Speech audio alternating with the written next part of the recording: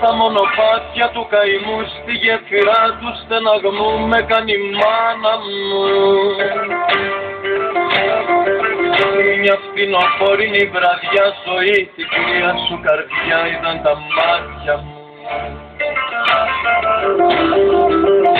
Με κουδουνίστρες πλαστικές όμορφες και χρωματιστές με να νουρίσανε.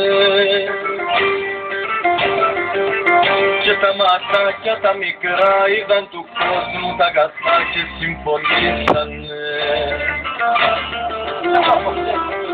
Ήταν το γάλα μου πικρό και το νεράκι μου γλυκό που με μεγάλωνε.